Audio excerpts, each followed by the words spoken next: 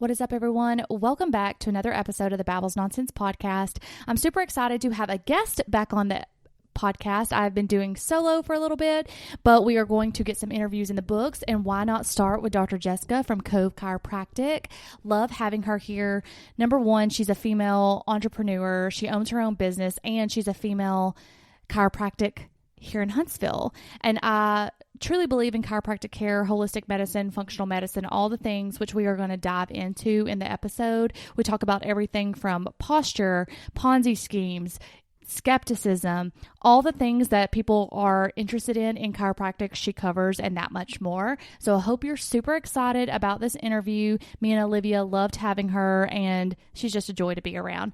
There will be links in the show notes to book an appointment with Dr. Jessica or to just follow along and find out more about chiropractic care. So definitely check that out. Follow her on socials. And yeah, we're going to get started.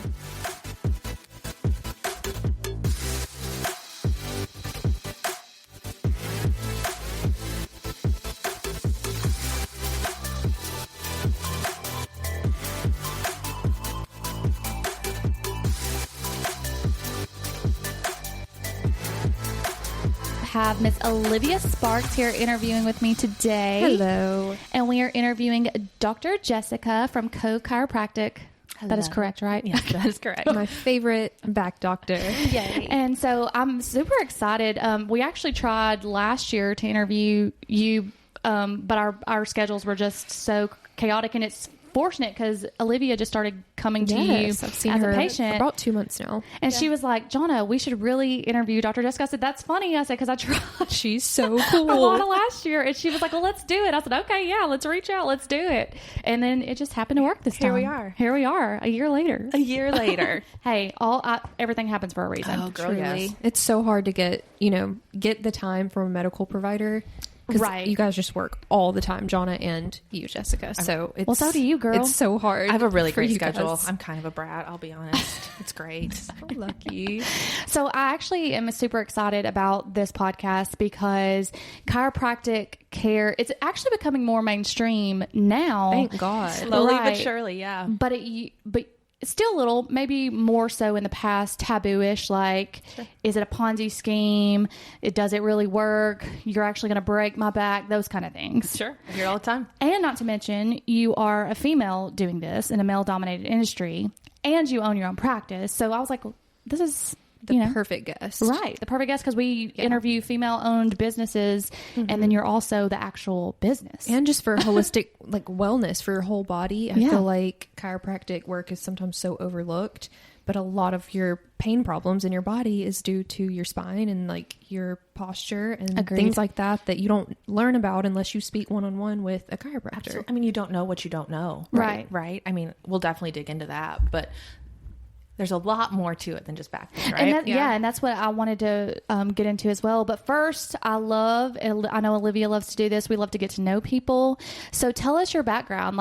Did you grow up saying, I want to be a chiropractor? Actually, yes. Yeah, and I did. So tell us, walk us through that, what it was like in your childhood, how you wanted to, how this even came into fruition for you. Absolutely. It's been with me longer than it hasn't. I picked my college when I was 5 or 6 years old.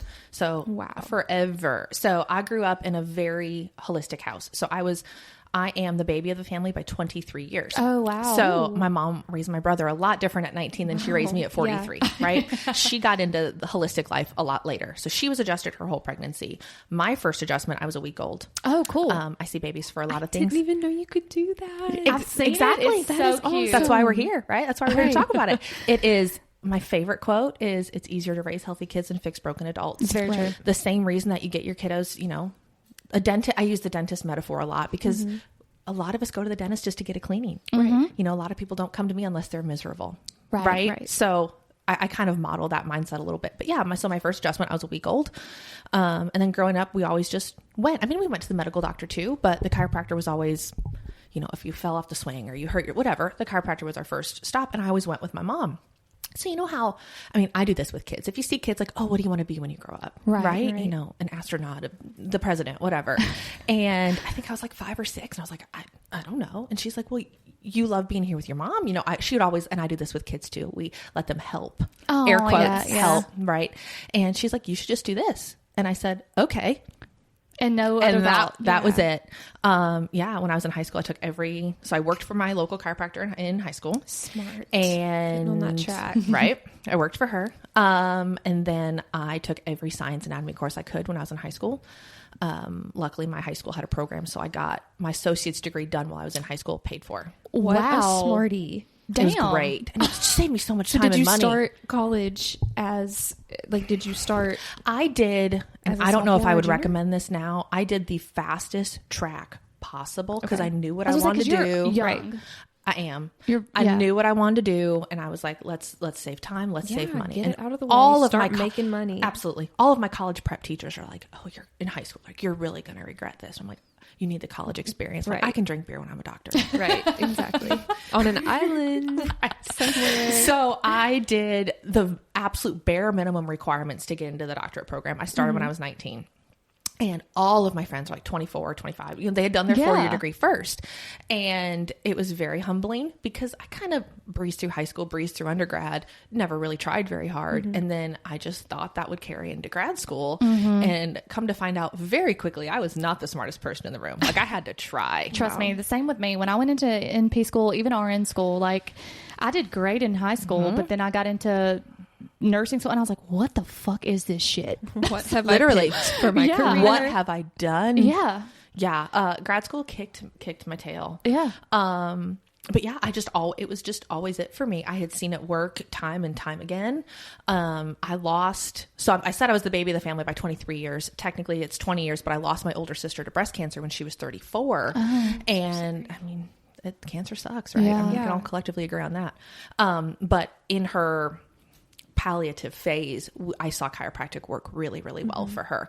And I have a lot of patients. I mean, Johnny, you're in healthcare, you get this. There's some patients that you can't necessarily help, but you can love on them. And sometimes that's just as important as Absolutely. That is probably the most important part of my job, is just loving on people. Right. So yeah, how old were you when you officially graduated? I just turned 23. Dad, with the doctorate? I graduated college at 22. Same. Bizarre. That is crazy, girl. I was a baby. Well, so chiropractic school is a little different than, like UAB has, School of Medicine, School of Nursing, whatever. Chiropractic schools, all of them are their own entity. Why, I don't know, but I guess, we've kind of embraced our role. So there's specialties within chiropractic care? There can be. There's postdoctorate specialties. Okay. So just like, MD, you can be in family practice, or you can specialize and do, OBGYN or cardiology, whatever. There is, let me say this right. There's a pediatric diplomate. There is a neurology diplomate. There's a radiology diplomate. And it's like a resident, like you do like a 3 to 4 year residency, just Very like you would do. I didn't know that. I didn't realize you could specialize in different. Fun fact, not counting residency, because we do our clinicals while we're still in college, chiropractors graduate with more credit hours than MDs do. Seriously. Which Google it. It's so bizarre that they don't credit that as, they don't have it as a, right. Like, you can't do chiropractic at just the UAB School of Medicine or, whatever. Right. It has to be Where are the schools at? Because there's not a lot, right? No. So I went to Palmer College of Chiropractic in Davenport, Iowa, where the profession was invented. So I'm a little biased, but I'm pretty proud of where I went. Home for me is in middle of nowhere, Iowa. So I was really lucky that the fountainhead of my entire profession was an hour and a half away from me. Yeah. I mean, I have friends from Australia, Iceland, and everywhere, because everyone wants to go to that main campus. Right. Oh, and there's so Palmer has 3 campuses. It is in the middle of nowhere, Davenport, Iowa. Yeah. So there's the main campus. There's a Florida campus. There's a California campus. That's Palmer. Then I think there's like 8 schools in the States. There's really only 5 that are. Yeah, I was about to say there's not a lot. No. And so that's another reason. I mean, I'm 12 hours away from home here, because there's a lot of chiropractors back home, because there's a lot of schools kind of localized. Kind of like nursing here. Sure. It's oversaturated with UAB, UAH. Now, money's not everything, but it's a thing, when you have student loans, right? So then, I graduated chiropractic school and moved 12 hours across the country by myself. Really? So you just moved here how did you pick Huntsville just to move to? A lot of schools are really great at teaching you what you need to know, and then they kind of just ship you off. Like, good luck getting a job. Right. Good luck. But they had a website where docs in the field, or students, could post resumes and, areas they wanted to be interested in. And docs in the field can look for, because a lot of doctors want Palmer grads. A lot of patients want Palmer grads. If you know anything about chiropractic, Palmer's a really big name. So yeah, my old boss found me on there, and he was offering me more money than anywhere back home. And my dad's from Mississippi, so I do have some family down here. So I was like, oh, cool, adventure. You said they have like a page, or they have work pages and networking and things. Is the chiropractic field pretty small? Like, if you don't know an answer, like say you had a patient that was just like an anomaly, would you know other people in the States to call, or is it like so oversaturated you don't really go across state lines or across the country lines? I think the really good thing about having so many people flocking to, well, Palmer specifically, but I know people everywhere, and I am in all sorts of Facebook groups and we post all the time. Hey, I have a patient moving to so-and-so. Okay. Hey, I have a patient's daughter going to college. Who do we have in this state? Who do we have in this town? No, we're very plugged in. Like, speaking of, like, going back to what we said at the beginning, like taboo-ish and like scam artist type thing. Obviously, that's in any field. There's going to be, like, you've heard of doctors doing it. Like, they're not really doctors. They got a fake diploma online. So there are bad chiropractors versus good, just like any profession. I mean, we've talked about it before where people are trying to do makeup and they're not like we've talked about that before. But like, how do you, so in these groups, like, do y'all do that specifically so that so that they're not finding that it legitimizes you guys? That's what honestly, yes. Yeah. Okay. Now, and there's the groups I'm in a couple that are just Palmer, or Palmer alumni in general, but the majority of the groups I'm in are women. I mean, men are great. Men are great. Yeah. I know a lot of phenomenal male chiropractors, but I try to refer to women if I can. Now, is that a smaller pot? Over half, female? 51% of the graduates of chiropractic school are women. Really? I would have never guessed. Are you everyone the only I've ever female seen in has been male. No, Lord, no. I could probably name you at least 5 to 6 women chiropractors here in town. I didn't know that. Yeah. I just thought you were the only female one in here. I'll let you keep thinking that. Our marketing's working. I love it. One of the things I noticed, I have seen so many chiropractors since I worked at Disney and I got scoliosis, obviously, being a performer. But every doctor that I've seen, they've been, I've researched and tried to find whoever was quoted, the best of the best. And I saw a chiropractor in one of the cities I lived in, who had won best of the best, like 10 years in a row. And everyone I knew was like, you must go see this man. And he was very nice. But when I say, like, I entered your practice and you did things in the first 2 appointments that I had never heard of nor seen, it just blew my mind that, like, I guess every school is so different. Talk about that a little bit. Like, what does she do different as a patient experience? Because I haven't got to be adjusted by you yet. I'm going to do it. Yet. You're just far away from me, and I wish you were closer. Can you clone yourself and she's one over here in Harvest? So when I started seeing my old chiropractor, who I saw for like 2 years, the appointments lasted about 10 minutes. So you were in and out. It was like $80 in and out in 10 minutes. You did 7 minutes of TENS therapy, like, what does TENS stand for? Electrical stimulation. Yes. Okay. So you did 7 minutes of that exactly. Like, it would be on a timer. They would set it for 7 minutes. You would do that. He would come in the room that you're laying on the bed and take the little nodes off with the electric machine or whatever. And then he would adjust you. So you were in and out in 10 minutes. You did a 3-minute adjustment and then you left. It was just the back or the hips. Whatever. Oh, so you can only pick one? So you would kind of like tell him like, oh, it's just my back or whatever. So when I went to see Jess, I walked in and, the first appointment was like 45 minutes. And I was like, I feel like I've been taken care of just in the fact that the time, even if it had been the same appointment, she spent more time with me learning like, what is the background of why I'm here as far as the problems go? And then what can we do going forward to set up like a treatment plan? And I had never, at my old office, it was never seen as like a treatment plan. It was kind of like, you just come indefinitely forever. And it was never like we're going to do this for the first few months and then we'll go into this. And then it was very customized to me is what I felt like Jessica did for me. And then during the appointment, like I did the TENS machine. I don't even remember how long because it was stronger and it had like a warmer, like a bed warmer. I don't know. It was so cool. And so I laid on the little bed in like a really ambient, like dark room with the little TENS machine. Oh, nice. For, like she said, 15 minutes. And then you go into the room, you do a consult with the doctor to find out like what what is your problem today and where did this start, so we can go ahead and get you on a treatment plan. Then we went into the adjustment room. She did my back, she did my hips, she did my neck, and then I was like, I sounded a little hoarse, and she was like, you sound a little congested. Let me just go ahead and adjust your face. I have your never sinuses, heard of such. Dr. Gerald Johnson's done that to me before, and it's works weird. so and well. then you have the weirdest shit run down the back of your throat. You do. I have never seen that done. I've never even heard of it. She brought out this little machine I had never seen. We did that, and she's like, over time, over the next few appointments, whenever I feel like we've got you to a good place, we're going to start dry needling, which is you do dry needling almost hand in hand with acupuncture, acupuncture, I'm driving but over there. Different, different than acupuncture, but the same. Different. I'll drive 45 minutes. Literally, I've never heard of it. She did that for me, and we did the adjustment, the TENS machine, everything. Mm-hmm. We did the dry needling, and then I laid there for maybe 30 minutes, letting it work into all my knots, and then got up and left. And I'm telling you, it made such a big difference. I told my husband, if you don't see any doctor this year, you must go see her, because your whole back, like the way you walk, the way you feel when you stand up from an appointment is so different than when you entered the door. Which, like I've said, I've been adjusted before, but not obviously by you, which now I'm coming, because dry needling is, when I was in Nashville and doing CrossFit, like the chiropractic there that they partnered with, the CrossFit box, he did dry needling, and I just have a lot, like, even though I need adjustments, the dry needling, because my muscles, which people don't realize, like, your muscles do pull your spine out of alignment, because we all know we have a dominant side that we tend to be stronger on. Even in the gym, like, I can do more with my right hand than my left because I'm right-handed. So, like, the trap might be stronger on the right, which is going to pull asymmetry. Exactly. Mm-hmm.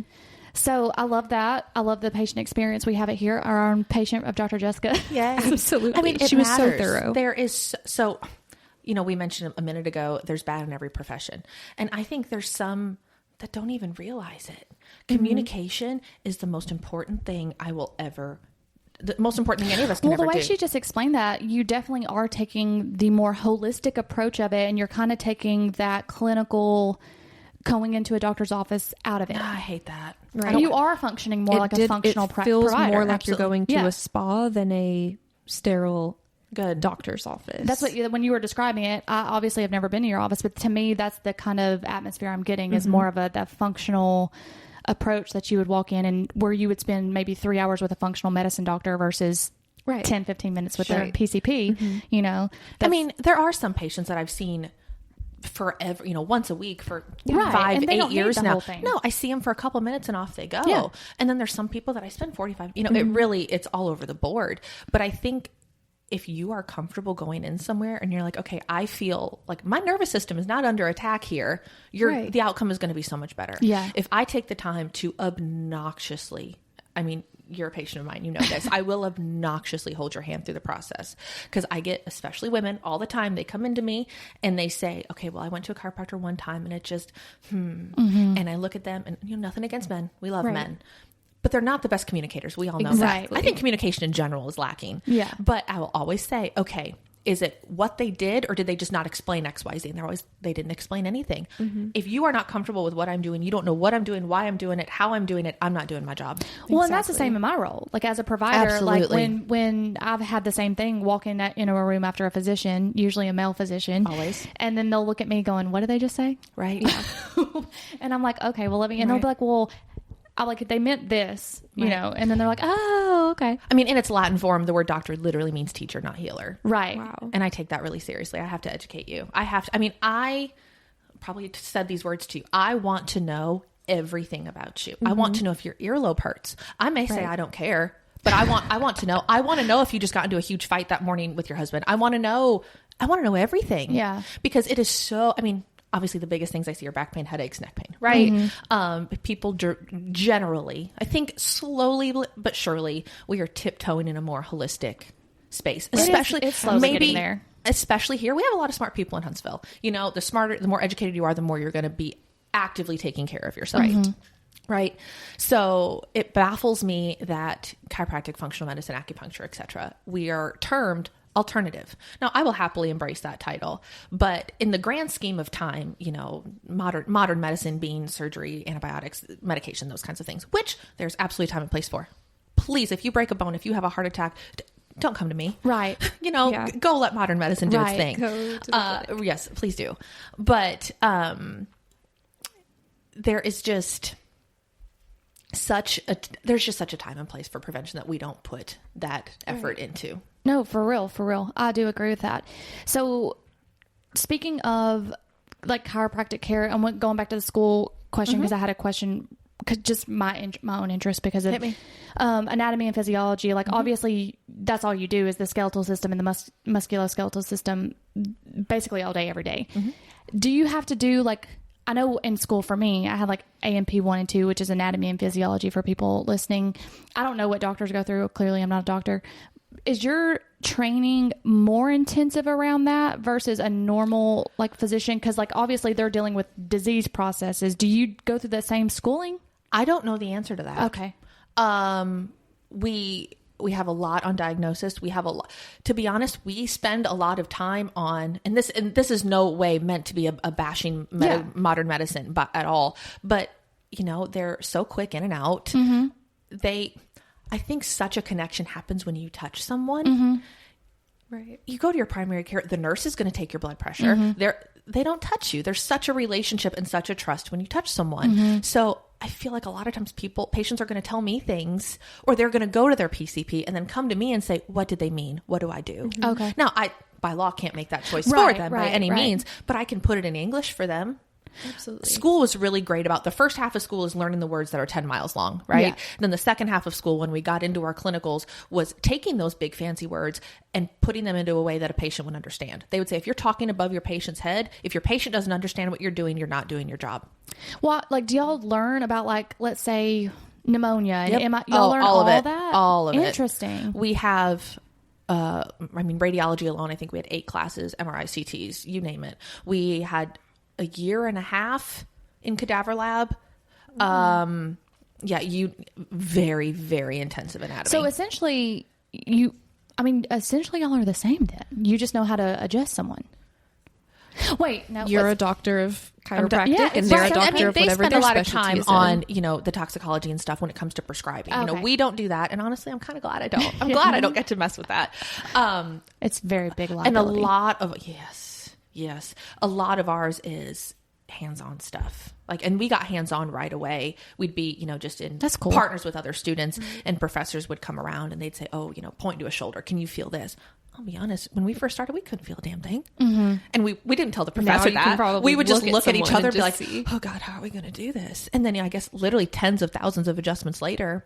And, your fingertips are just like, if you go to the gym, you build up a muscle. So your fingertips feel. So we would have to do things like there'd be a bucket of coins and we would like hundreds of coins and we have to pick out the one dime. Really? We'd have to trace a single hair through phone books really aren't even a thing anymore, but through pages of a phone book, we would have to do all sorts of stuff like that. Interesting. And just builds up. I can feel things more than, because we just work on it. Because if you're feeling the spine, you want to be able to know if something's obviously out of alignment or not. Right. So speaking of skepticism, let's do it. This is my favorite. How do you handle that? With people thinking, because like Olivia said, you do have some chiropractics that have no plan of care or end of plan of care. Right. They're like, just come back next week, come back next week, come back next week. So some people think, oh, this is just a money scheme. This is just, there's no real healing in this. How do you deal with that? So every patient is different. There's some people, and I talked about this with you right away. There are some people that come in and they're like, hey, I've been going to a chiropractor for years. I just want to come in when I need you. Great, cool. And then I have someone who has a severely herniated disc, and we are working actively on trying to get this man or woman to not have surgery. And I have them on a very strict care plan, and really everything in between. So I'll be honest, school doesn't really give us a lot of that. Right. So a lot of us are kind of out here winging it. And honestly, those chiropractors probably worked for somebody and that's what they did. And they're like, oh, I guess that's what I need to do too. Right. I had a lot of unlearning to do when I went out on my own. Same. A lot. I'm still. Yeah. You don't know what you don't know when we're just making it up as we go along. Right. I would say at this point now, I've been doing it a while. I kind of just, I think this one, XYZ, whatever you have going on, this is just going to take us a handful of times.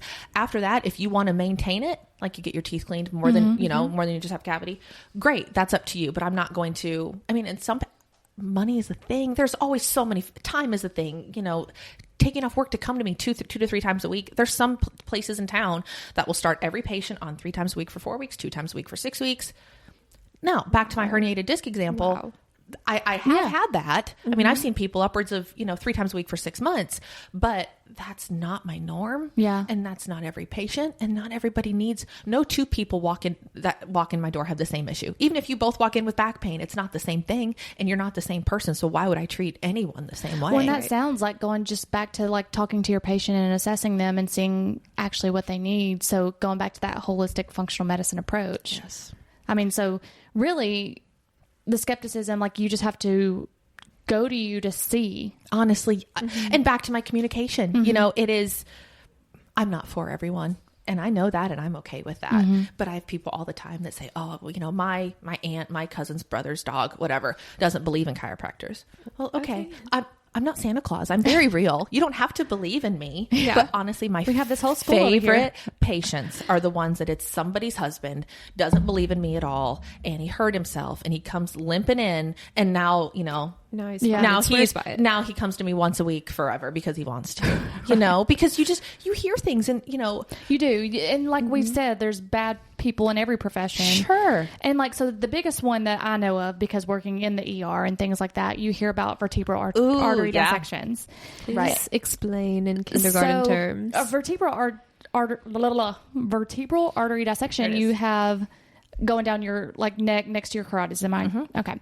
So if you snap your neck too fast, this can happen in a car wreck. It can happen like with like anything where you're just like a jerking motion really, really fast. Right. If you have, and a lot of it, in my opinion, I don't know this to be true, is you've already had a condition or something that's already made it weak in the first place. A lot of these, so the statistic is, and so the dissection, going back to you, sorry, the dissection is where it breaks in half, and like, it's not, and basically you have a really bad headache and things like that. So that's how you know. Yeah. Okay. So it breaks the bone, or it breaks the vein? Artery. Okay. So the artery. Ooh. Yeah.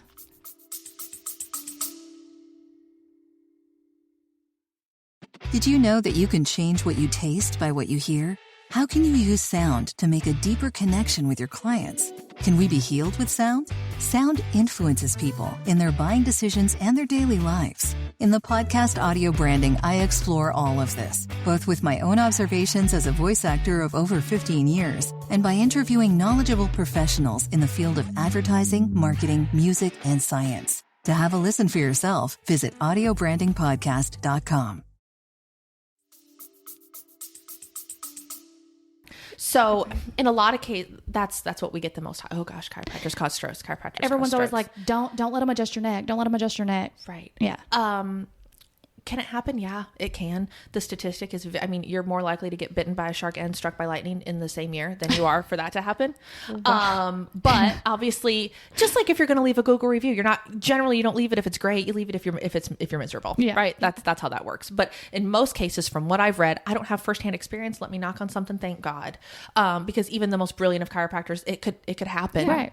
Now, a lot of times in those cases, like you touched on this, the patient could have turned their head quick in the parking lot to back out of the parking space, and it could have happened. Right. But that's not that's not a juicy news article. Or were they in the car wreck, and then, they were in a car wreck, they have neck pain, then they came to see you. Was it you or was it the car wreck? Sure. It's really hard, because I've seen it more with car wrecks and seatbelts than I have with chiropractic care in the ER, working in the ER. Like, someone comes in and the seatbelt just gets them, like it. Right. Yeah. That sounds horrible. I love, and it's wild to me that we're called alternative, because people have been, air quotes, healing, but working on people with their hands and with herbs and all of that since the beginning of time. Well, so did modern medicine, started with percussion. And right. So it is wild to me that I am alternative, even though my thing's been around for a long time. Right. Then, modern medicine is traditional, but it's really not. Right. Right. Whatever. I'll embrace my title. I'm fine with it. So speaking of things that you do correct, like what are the actual benefits of chiropractic care other than just fixing back pain? So obviously pain is a motivator.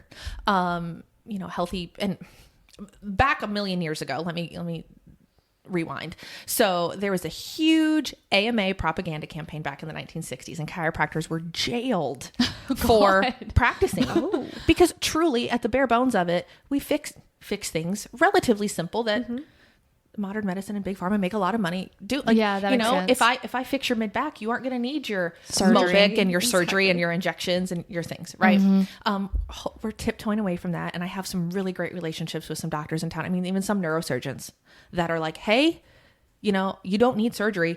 Go, and we have a whole disc protocol that we've worked on with them. Amazing. And it's rare, but we're getting there. That is good that you guys build a community and work kind of hand in hand with each other. And so people come see me for back pain, headache, neck pain. And then they always, hey, I have a weird question for you. I've been seeing you and my allergies are better. Hey, I've been seeing you. My sleep is better. Hey, I've been seeing you. My constipation is better. And people always get weird.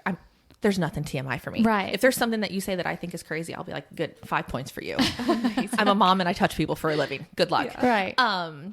So everything, literally from me wiggling my fingers to me talking to you right now, comes back to your spine. Everything in your whole body, from your heartbeat and everything in between. Yeah.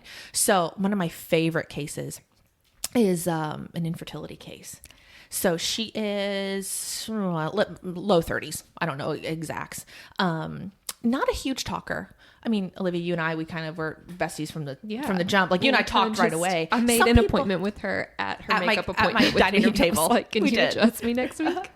But there's some people that I just get really close to right away, and some people are just a little more standoffish, and that's okay. A little time to open up. So she was never a big talker, and we're probably a month into care, and she's in healthcare herself, and she looked at me one day and she's like, I have a weird question. I was like, oh, we're gonna talk. Oh, amazing. Good. Yay. Shoot. And she said, okay, so have you heard of chiropractic helping with infertility? And I said, now I can't market that, but absolutely. If all the nerves are working like they should, I mean, if you're stepping on a garden hose, what's not coming out the end? Right. If I just line things up, nerves go to that part of your body, things are just going to work better. I said, I've heard a lot of great things about it. Why do you ask? She said, well, she had been to multiple OBs, multiple specialists, and she had been told the only way she was ever going to get pregnant was only way she was ever going to have a baby is if she adopted. Like, I don't know her whole story. And she was approximately, let's say, 6 weeks into care, and she was 3 weeks pregnant. And I now get to adjust that baby. Oh, that's awesome. Can I prove that? No. Right. But I tried everything else. I have a lot of families now that I see both mom. I see them for back pain, but then they're like, hey, actually, we're on an infertility journey. Hey, we're really trying. And I mean, I can't prove my piece, but that makes sense because I interviewed Claire Moore. I don't know if you know her. She's a pelvic floor rehab physical therapist. I refer a lot of. Is she at Neeson? No, she's and she's in Athens, so she's a solo. Gotcha. I refer a lot of patients for that. When we talk, she actually has a chiropractor in the office with her. Yes. And she was talking about how, like, if someone was having pain that she thought was wasn't pelvic floor, then she could say, hey, I really don't think this is your pelvic floor. You need to go over here for an adjustment, and vice versa. The chiropractor would be like, hey, I don't think this is your back. I think this is your pelvic floor. And so that kind of just stuck with me because she was explaining it, but now hearing your side of it, I was like, oh, this is all kind of coming together for me. Right. Yeah. Honestly. I mean, people aren't going to come to me for their allergies and for all those things, but it's just, if your spine is working the way it should, that your nervous system, it's the computer that controls everything. If your nervous system is working like it should, everything else is going to work better. Right. Can it help with anxiety and depression? Yes. Seriously? I personally, of course, I'm going to sit here and say, chiropractic is rainbow. Oh, you stubbed your toe, you need to be adjusted. Oh, you're having a bad day, you need to be adjusted. Right. But truly speaking, I'm going to get kind of nerdy with you for a minute because I know I can. So you have essentially two parts of your nervous system. You have your sympathetic nervous system. That's your survival mode. Fight or flight. I'm getting chased by a bear. Right?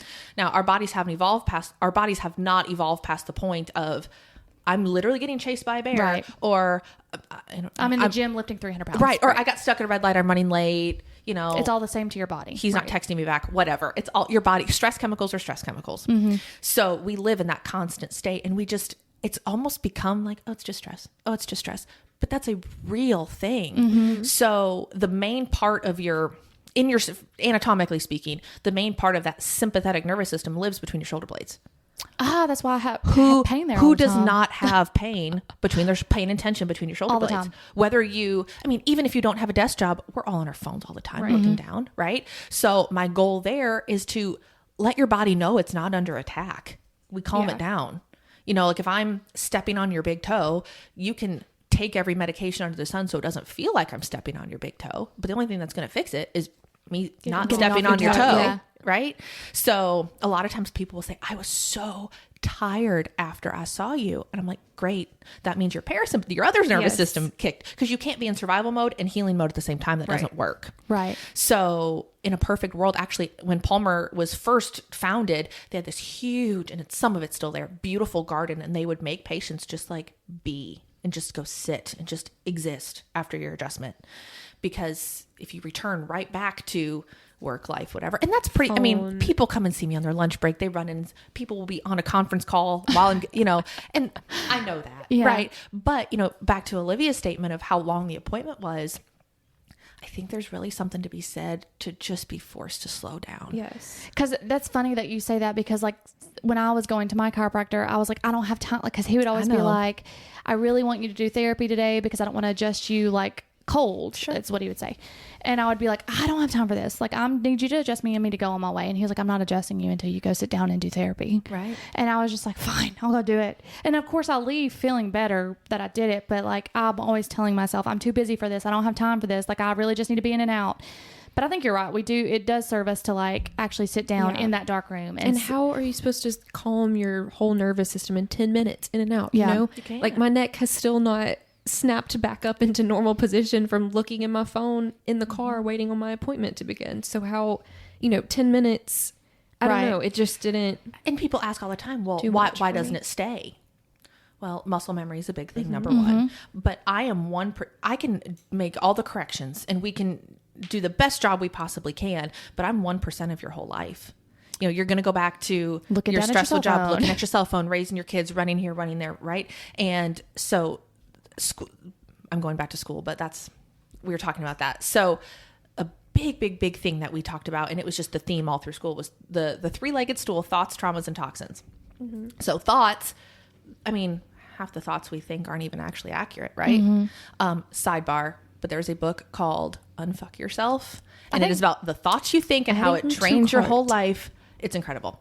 Well, speaking on that, just sidebar too, I worked with an energy healer, and she had to tell me all the time, like, thoughts are just thoughts. You're creating a scenario in your head, and you have to be able to say, oh, stop. That's just a scenario I'm creating in my head. I'm living in delusion. Yes. Delulu land. This is not real. Right. And thoughts are so powerful. They really are. Words are powerful. So thoughts, everything that you put up here, whether it's true or whether it's not, toxins can be a lot of things. Toxin, the air we breathe, the water we drink, the food we eat, the people you're around. Exactly. And then trauma, physical trauma, emotional trauma, spiritual trauma, you name it. So in a perfect world, none of those things, all those things would be in alignment and would be perfect, right? Right. So why doesn't it stay? Well, that's why. Right. Your whole life plus all of those things. Well, I know I have an issue. I can't ever remember which one it is. One of my hips is always higher than the other every single time I go to the chiropractor. Everybody does. We all have a pattern. I was like, and I can tell because that's when my lower back will start hurting. So that's when I know it's like, and of course he's like, yeah, let me pull your leg down. In a perfect world, I would see you before you were in pain. Yeah. And that's a big misconception. People will be like, oh, I was going to come in a couple weeks ago, but I felt fine. Right. I'm like, that's really what I should have seen. I can do so much more work. And your body, if you're feeling fine, that means your body isn't in a miserable, inflamed state. The adjustment's going to be so much better. Right. And going back to what you said about how each adjustment, you leave, but until you retrain your muscles to carry your frame properly, your muscle memory is going to work back into its place over the week. Because that, it's 40 minute adjustment compared to 24 hours a day, 7 days a week of your muscles wanting to be in their place. Right. So what I thought was cool about going to Jessica's place is she also she really sees chiropractic medicine as like multiple working parts, all hand in hand working together. So, during the first appointment, she explained we have a personal trainer that I was about to ask works with us, and we also have a massage therapist that works with us. So if you're trying to rework your muscles to hold your body better so that you're not having scoliosis problems and carrying your tension between your shoulders and things, and you want to train those to make them stronger, like make your back stronger so that you can hold yourself up and not slouch as much. Right. So you can see her personal trainer that she has there for women. She has a massage therapist so that after your appointments, getting your bones, your skeletal whatever realigned, you can go get your muscles, tended to. But it all works hand in hand. And I liked that she wasn't just like a one and done, like a one-stop Right. shop to come in and out and leave. And I just thought that was so cool because when, you know, my past doctor, you go in, very first appointment, you go into an x-ray room, you get an x-ray, and then they're like, well, you're going to need surgery or you can see me for 10 minutes a week. So when you're talking about, oh, I have to have actual surgery, and then you're in and out in 10 minutes each week with no explanation of like, am I getting any closer to not having the surgery, or are we still talking surgery? Like back to communication. Something like saying the Right. word surgery, you would think I would need a lot more of a time and like a Right. process. Like he would have said, you know, I think you need to start working with a physical therapist or a trainer to get your back stronger so that you can hold your spine more straight. Right. You know? But I thought Jessica explained everything so well, and she also gave me other options of people that she recommends, which is something I really believe in as a makeup artist. Like when I'm prepping a bride, I am referring them to an esthetician, and I'm referring them to a hair girl and a self-tan girl. Like I want to take care of them as a whole before the day. She's doing the same That's thing so just in your important. everyday life. So instead of her being like, I know the most about everything, she's like, hey, this community knows Agreed. more than other things. No, that's awesome. I like individually. that a lot. I love that she brought a community feel into her Yeah. office, and it really does feel like you are going to be taken care of, no matter if it's your muscles, your bones, you know, whatever. Well, she let's really switch makes to you that, feel Garrett, because like obviously taken we care of. we do female-owned businesses here. So how did you come up with that type model? Like how? Like I know you said you moved down here on your own. Yep. Did you work for someone? I did. And then what was the spark for saying your like business yeah, is so unique how you yeah, like, structure what was, things. What was the How spark? did you get that I idea? think a big issue in the community is so important. I mean, it takes a village. Like we say that with kids, but it's Yes, with everything. absolutely. There's so much competition. Like, well, if I'm seeing a physical therapist, I can't see a chiropractor. If I'm seeing a doctor, Right. why can't we all just get along? Right. Right? Because Right. at the end of the day, It's really our not goal, a competition. No, it shouldn't be. Because y'all do different things. Absolutely. At the end of the day, the goal is for the patient to get better and Right. the patient to have better quality of Absolutely. life. And if all of us on board is going to make that happen, great. Right. So I worked for another chiropractor. I learned a lot of things to not do. So a lot of things to unlearn. Sometimes those are the best lessons Honestly, in life, is what I- not to do. They teach you more than The older I get, the What more to I've do. learned that, right? I've had to unlearn a lot of things. But you cannot appreciate, I could not appreciate what I have now if I had not gone through hell. Right. Well, agree. That's Speaking that's to life, you know, right? speaking to everything, you know, relationships, you know, bosses, Friends, etc. Friends, anything. exactly. Yeah. So I had a tremendous amount of unlearning to do. So when I got pregnant with my now almost 5-year-old, wow, I was working like crazy hours, like 7 to 7 every day.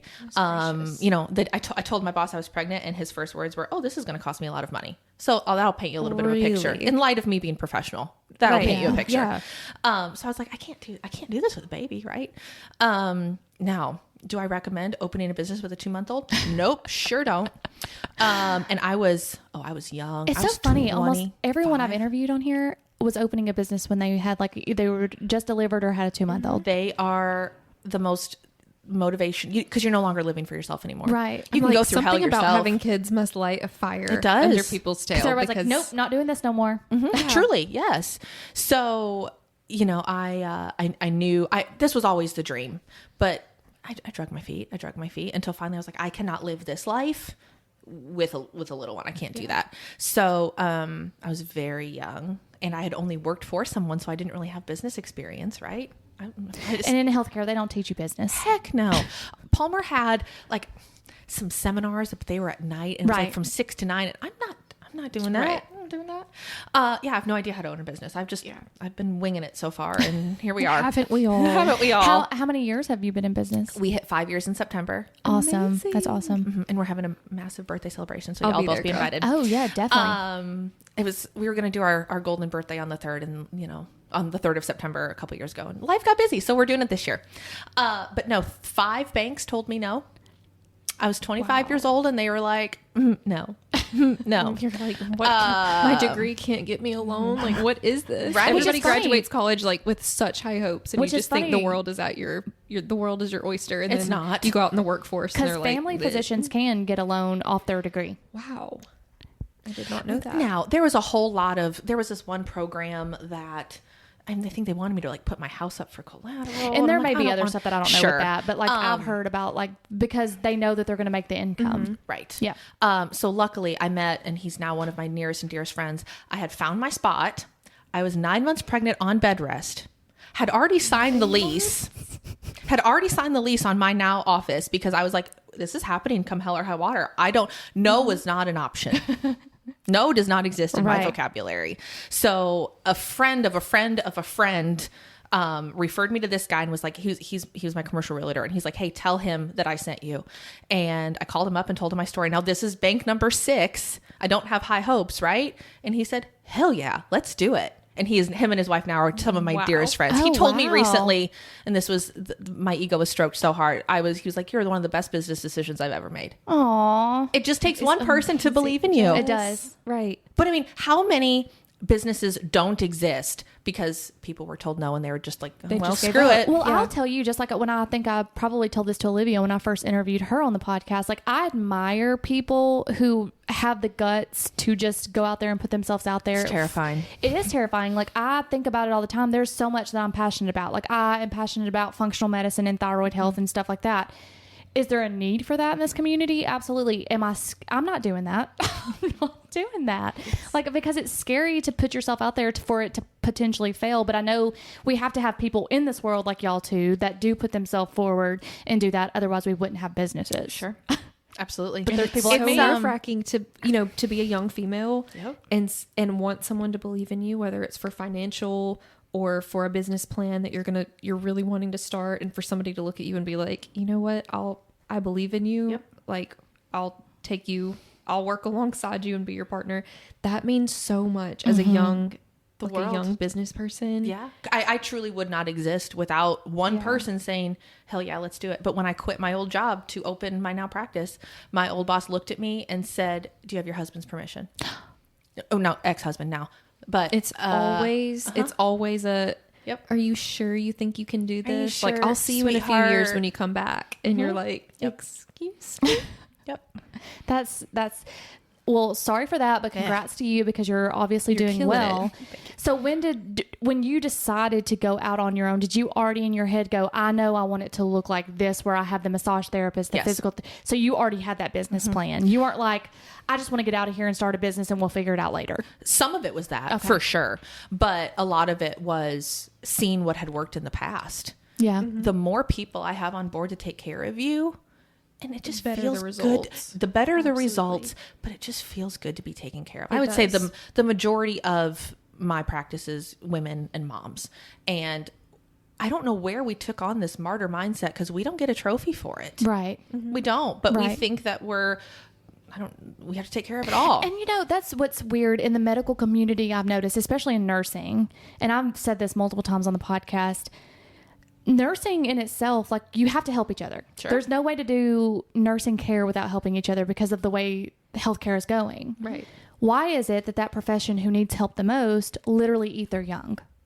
That's a good question. And the so newbies coming in. Right. And you want to like haze them, and you don't want to help them, Right. and you're like, figure it out on your own. But someone was obviously there to help them. And I never understood that mentality when I was working, because like I would always help everyone. And then like you would have the few that would be like, I'm not getting up. It's not my patient. So I've always often wondered that, but it makes sense, like, to hear someone from your side, like, you're obviously in healthcare, but you're like, no, we need to help each other. It's kind of almost baffling to me, because I'm so used to the opposite, and it's just, it's awesome that you don't find competition in that. You know what I'm saying? Because like, even with whether it be a doctor and a nurse practitioner, it's like, there is that, don't take my patients kind of power struggle between the two. But like, I love the fact that you're just like, you know what? Hey, I'll take all the help I can get, because that's rare in healthcare. And I have a phenomenal staff. I could not do my job without them. I have another amazing doctor that works with me. And sometimes, a patient's schedule, it works out better for them to see her, and they're like, oh, I'm sorry. Or, oh, she got my shoulder. She's really great at my shoulder, but you did this thing on my knee. And I'm like, great. If she can do something that I can't do, this one building, fantastic. Have you taken care of. Right. Yeah, I don't care who you see. Yeah. And patients, we have a massage therapist, but if patients come in and you have a massage therapist that you love, fantastic. Right. If you have a chiropractor that you're already, as long as you're being taken care of, great. Right. There's enough patients to go around. There's more than enough to go around. Many. Absolutely. So being the female and being the business and everything like that, do people come in and say like, oh, you're not going to be able to adjust me because you are female? Oh, yeah. Because, people are like, females aren't strong and whatnot. Honestly, those are my favorite. You're like, yeah, watch me. Like lay down and shut up. Lay my elbow down in your back. Yeah. It's a very touchy profession. And I mean, y'all know my personality well enough, but I really don't know how do we say it? We'll say mousy. That's not a good enough word. If you guys think of a better word, tell me. I have no problem putting someone in their place professionally. Same. That's why I love her. I have no problem. I mean, I waitressed through college. My dad was a truck driver. I mean, like I have no problem. Jessica got to my house and I was already irate at my job. So she was like, I love it. I love it. Let's listen. But like, the comments that I have a male chiropractor, he's like a mentor of mine. And he looked at me one day and he said, Jess, I have no idea how you deal with the comments that you hear all the time. And literally just yesterday, a man, I see both him and his wife both, and I was working on his shoulder and he said, you should charge more and wear leather when you do this. Wow. And I sat back and I said, sir, how would your wife feel about you saying that to me? Well, I mean, you are a very attractive female doing this business. So, and you are like, but it's still inappropriate. Not an excuse. But those same men. No, I wasn't saying it was an excuse. I was just saying yeah. like, how do you And they deal probably with thought, oh, I'm complimenting her. And you're like... Honestly, for I just Halloween, don't let you it. should wear that for him. I should and charge extra. So there's this one thing we do called flexion distraction. I don't know if either of you experienced it. It's a table. It's basically it's a way to stretch your lower back. But these two little straps go around your ankles to hold you in a straight line. So I'm not creating a problem by trying to fix this one. It was made so many times now, and women don't do it, but I will stop. It's part of my spiel of this is your amnesty period. Any sort of inappropriate comments after this, your copay will go up. I love it. I mean, I don't even think I can legally do that. Since but like, you're wanting me to charge you more. Right. I just make it very clear. Like, I'm not, I know your mama raised you better than that. That's funny. That's not going to fly here. That is funny. But I don't know how some women that don't feel comfortable having that voice. Yeah. Right. Or that we had an intern with us a couple months ago, 2 months ago maybe, and she was precious. And she is in a place right now that's kind of eating their young a little bit. Mm-hmm. And she just kept looking at me and thanking me for being kind, which how sad is that? But she was telling me that she has, I mean, I've had so many people be good to me and get me to where I am now that I mean, sometimes it's like, oh, wow, I am getting old. But like, it's kind of our time now to like help that next generation, right? But she works for a chiropractor and she doesn't feel comfortable. She doesn't have that voice because she's scared she's going to get in trouble, whatever. Right. And that breaks my heart. Yeah. Well, I do have a few questions that I want to ask you from Instagram. We've kind of answered a lot of them throughout the questions we had already had for you. Some of them are to do with sleep. So do you have a preference or an idea for best pillow, maybe a mattress, or the best position to sleep in? Yes, all the above. Okay. So the pillows are actually, we had this conversation very recently. There's two different pillows I carry in office that I love, that I swear by, that I sleep on myself, that my staff sleeps on. I might have to come get one because mine are killing me. But actually, we might be out right now. We might need to order.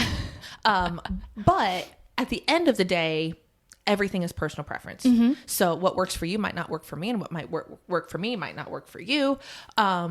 Mattress pretty much across the board. This is my personal opinion. Mm-hmm. Some people, if you love them, then ignore me. I hate Sleep Numbers. I think they're overpriced air mattresses, but I do love that they're adjustable. Yeah. A really, really soft mattress is never going to be your friend because you need support. Right. Just like a really soft, squishy slipper, you're not going to wear to run in, right? You need some support. Ideally, and I think there's probably, this is a controversial statement, across the board, stomach sleeping is horrible for you. Absolutely horrible. For aging, I can't, don't get me started. I'm not horrible. I mean, I'm not even talking. Yes. I mean, just strictly from your perspective. Absolutely. I didn't even think about that. Yeah. On our stomachs. But you know, you kind of assume the dead body pose. You have to crank your neck one side to breathe. You bring one leg up with it, and then you lay like that for 8 hours. And then you wonder why you have the shoulder pain and the hip pain. Right. And we can change your posture all day long, all we want. We can get an ergonomic desk. We can do this. We can do that. But if you're sleeping for 8 hours in the same horrible position. Absolutely. So my favorite is on your side with a pillow that's not too thick, not too thin. You want it to be nice and neutral, with a pillow between your knees and a pillow in front of you to rest your arm on so you don't completely cave in on yourself. I sleep with a body pillow between my arm and my knees. I love that. And I'm working on the pillow. I need to get one. But yeah, we got to have something between our arms. We do not want to get those boob lines. Right. Women. I can't sleep without a pillow, but because then you're like crumpled over. Yes. Right. I mean, even if you don't, like, if you're in a hotel, like, use the comforter. I want to be a back sleeper so bad. I've trained just because, myself. have you? Yes. Just for the simple fact of the aging. Wrinkles. Yeah. But I can't do it because, like, my neck, I always will turn my head or wake up and my head's on the side. And my friends know I have a very specific way that I sleep. I have to roll. I roll up a donut. I roll like a towel, or like I'll buy baby blankets from like TJ Maxx because they're smaller, and roll them up and then make them in a U shape under my chin, so that while I'm sleeping, if I roll left or right, my face can't. Oh, that's smart. That is smart because turn. like if you turn your head and you wake up, you get that crick in your neck. Braces my neck. And then I'm gonna get one of her Chiro pillows, I think is the brand. that Tell it us was. about the pillows that you So recommend. it's for back sleeping and side sleeping. So there's kind of like a little divot for your head to go into, and then there's a thicker side and a thinner side based on just your body shape, and it just supports your neck. It's called Chiro pillow. No, it's called. I couldn't remember the name of it. Oh my gosh, I should know But I this. thought it was so can cool. They have see different sizes. They have like oh, cool. based on your height or how long your neck is. Oh, they cool. have different. What do you think about the water pillow? I don't know enough about it to give you an answer. Because I just see that at some chiropractics, and I was trying to search for a pillow, literally on TikTok the other day, and It's Tricor. Tricor. I knew that because the label looks like the core of an apple. Okay. Well, when I come for my adjustment, we're going to be looking at some pillows as well. You got it. We'll get you scheduled. Get you fitted for a pillow. Because I was looking at TikTok and stuff, and everybody kept talking about this water pillow, and then I'm terrified because I have a Tempur-Pedic mattress, and I was like, what if this thing leaks? Oh yeah. Because it's going to ruin my That's mattress. an expensive mistake. Yeah, because I do love my mattress. I don't know how you feel about Tempur-Pedic, but If you love it. I personally don't love it, but if at the end of the day, if what you're sleeping on you love, great. I got the new one, the cool one, and it's a firm one, and I love it. If it's firm, I'm happy. It is. But if you're a side sleeper or a back sleeper, both of those are great. Just get off your tongue. It's bad for digestion. It's bad for because you have to breathe against gravity. I mean, you have to breathe against your body weight. It's, Right. It's just so bad. So what mattress do you like? Like what kind of mattress? I don't care brand as long as it's on the firmer side. I'm happy. Okay, so you like a coiled mattress. You don't like the memory foam? I don't care. Memory foam is great as long as it's not super squishy. Okay. Like we need some support. Gotcha. Memory foam is fine. The hybrids are fine. The coils are fine. Even a Sleep Number is fine. As long as it's supportive. Right. I'm happy. And do you have any tips or tricks or ways to improve your posture? And I had a question about this one too, while we're talking about products and stuff, because this goes into posture. But I had people ask, Taylor Swift wears a specific bra. It's called the Form bra. It's $200, but it's to fix like a hunchback posture. I was going to ask what you thought about posture adjusting bras. I love them sometimes. I bought a cheap one off Amazon and it was very uncomfortable. I love them temporarily. Big mistake. It was like an X, like a Dora backpack to wear, and I felt like a robot. No. That's what I bought. We probably bought the same Hers one. looks a lot more comfortable, probably because it was $200. Probably so. But I need to. What do you think about love those? them for education. I love them for like, oh wow, this is what it's supposed to be like. But I don't want you to wear it 24/7 because those muscles don't have to do their job. I got so sore after I wore the little backpack thing. How long for did you wear it? hours, and I was Same. I was standing like- I back was like so- this, but I felt like my neck was leaning It was painful. forward. I was like, I need to take this off because my body's so used to this. Honestly, it's like breaking in have either of you ever wore insoles in your shoes? Yes, I do Yes. every day. And were you told to break them in slowly? Like No, 20 minutes I at a didn't time? wear 'em. And I then just was told to wear them every day, and it hurt the first 3 days, and now I'm fine. But I wear you got to them break it in every slow. pair of shoes. And I'm sure that I love those braces for showing you like, oh wow, this is what I'm supposed to feel like. But I don't want you to go wear it for 8 hours a day because then those muscles don't have to do their job. Okay. So would you recommend a certain okay. amount of hours per day? I would recommend just build like, Or is it part of like physical training, like would say part training of those training. muscles to hold you? no, there back may be like someone that? with a different opinion. That's just even before the Taylor Swift one, people were finding like kind of the backpack looking ones on Yes. Amazon, and they've asked me about it a lot. Same with the back brace. I mean, now if you have an actual injury, that's a different story. But if we're just talking postural correction, because if those muscles don't have to hold you up, if the bra is doing it for you, those muscles are going to atrophy. Those muscles aren't going to be strong. Well, speaking of that, like even when I was personal training, like I've had 3 coaches now, and my first coach, amazing. They're all online. I was using a weightlifting belt because that's what CrossFit taught me to do.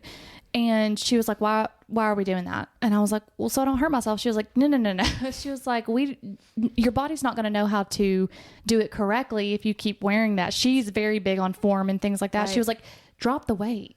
Yes. You don't need the belt. Mm-hmm. She was like, if you can't do it without the belt, you don't need to be doing it. I agree. And I was like, okay, now that I'm up higher, like my coach now, she agrees. But now that I'm trying to do like very powerlifting type thing, she's okay if I do it during those movements. But she's the same. She's like, if you can't do this without it, we don't need to do it. Because then Agreed. She was like thinking about like example, deadlifting.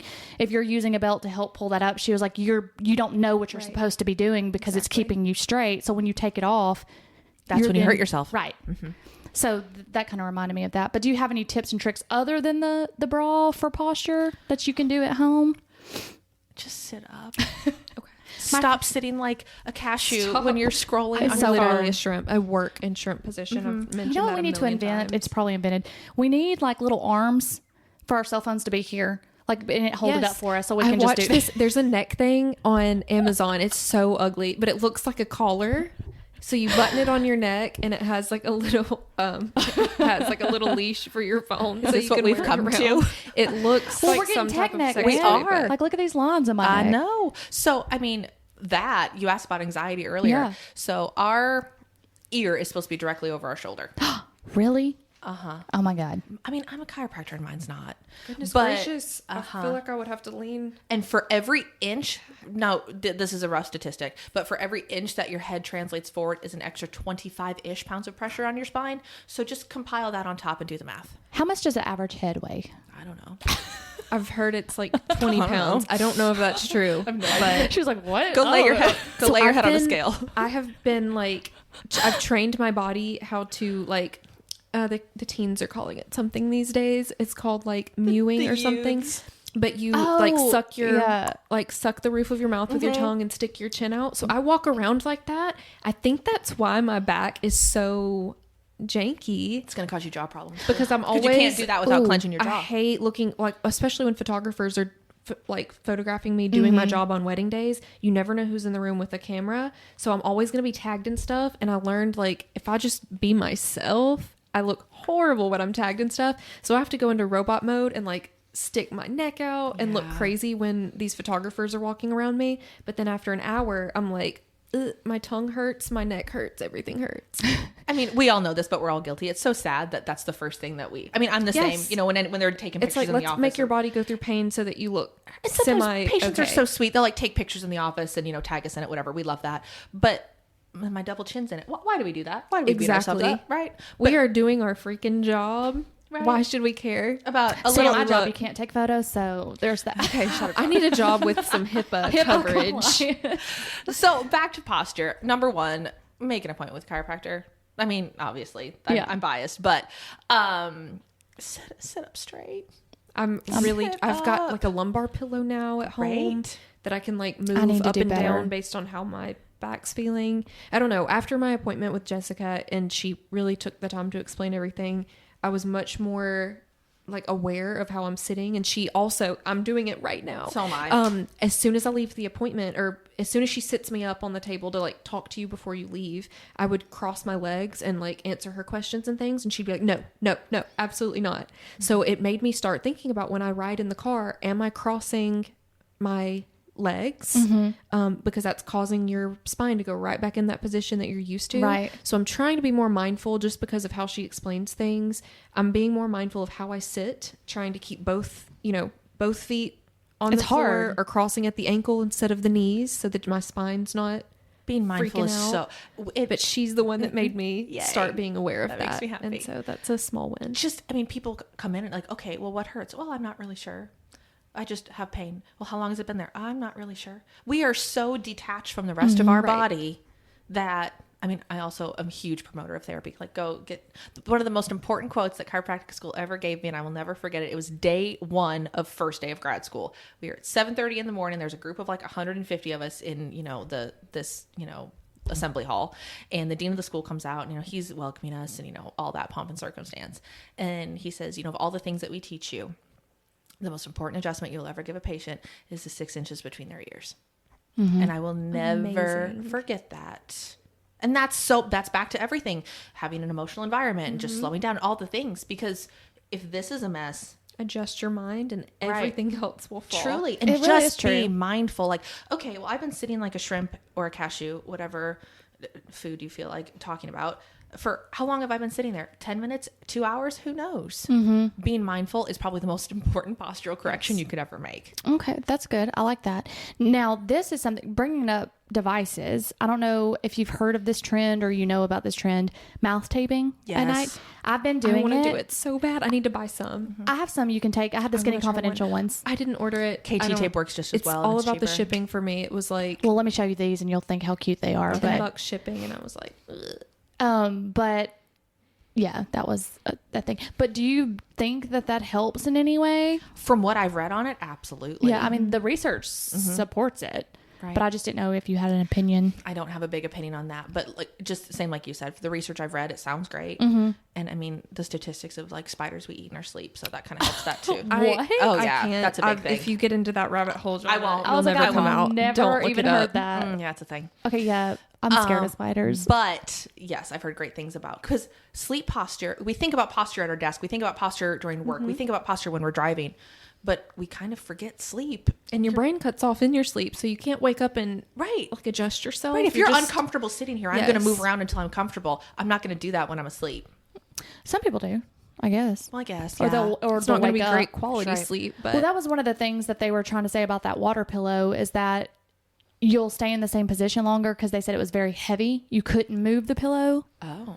Because of the water in it. So they were like, it forces you to stay in a position longer. I mean, because restless sleep isn't good for you, so that's probably a good thing. Yeah. Well, I have got all my questions answered. Olivia, did you get all yours answered? Okay. Yeah. Well, I want to thank you so much, both of y'all, because y'all are busy, and I'm so glad we can make this work. And just have you here in general, just because it's amazing to have a female business owner, not to mention a chiropractic, here just giving us all the information. So go ahead and pimp yourself out. Tell people where they can find you, follow you, make an appointment. Yeah, absolutely. So Cove Chiropractic, she's my baby. I am there in the mornings. I work one afternoon, and then when I'm not there, my other female doc, Dr. Tommy Lee Shiflett, she works. She's incredible as well. All of our socials are Cove Chiro everywhere. And come see me for things that aren't just pain. Hopefully that this gave a little bit of insight into come see her before your body's falling apart. Right. For literally everything under the sun. You feel great? Come see me. You feel miserable? Great, come see me. Right. And everything in between. 100 out of 10 recommend. Okay. Do you get adjusted? Absolutely, all the time. And who adjusts? My other doc. We adjust each other. But whenever I travel, that's the first thing I do. I'll look up, like, if I happen to know someone in the area, or I get adjusted all the time. Yeah. Mm-hmm. I can't live without it. Well, again, thank you so much. I've learned so much from you two, like, just medical wise. Now I'm like scared my neck's that means we're doing our job. We're teaching. I still do it. Even though I know about vertebral I can't say this word. Vertebral artery dissection. It's like saying it fast. You just can't do. But I've known about it for a long time, and I'm paranoid. You're good. Well, and you've been through enough adjustments. I'm a paranoid person, and there was one time that I had an adjustment, and then I might have lost my vision the next day. No biggie. And I thought I was having one, and I texted one of our ER docs, and I was like, something's wrong. I can't see the computer. This has never happened before. He was like, you're about to have a headache. And I was like, no, I'm not. Like, I have migraines. I have a history of migraines. And I was like, he was like, you're having an ocular migraine. He was like, the headache's going to hit you in about an hour. It did. There are a lot of styles of adjusting that are not the snap crackle for the people that aren't candidates, for people that aren't comfortable with it. The tool that I used on your sinuses, there's a lot of ways. And the most important part there is just some patients don't tell me until after I did it. Like, I was nervous about that. Yeah. Talk to me. There's a lot of options of other ways to adjust that, because at the end of the day, if you're more comfortable with what we're doing, the outcome's going to be better. Well, again, thank you so much for taking the time out of your day to come and do this. And Jonna and I are going to have to do some mouth taping and try the chiropractic, the Tricor pillow, and get back with you guys, listeners, about how this is helping our sleep. And if you guys go get adjusted with Jessica, let us know. Let us know what she did for you, and if you like the adjustment and the procedures, or if you see her massage therapist or physical trainer, y'all give them a shout out on Instagram at Cove Chiro. And this will all be linked in the show notes, so you can just easily click on each of their bios and profiles so that you can just go straight there. Perfect. So definitely click in the show notes and then go book an appointment with Dr. Jessica. Yes. All right, guys. Until next time. Bye. Bye.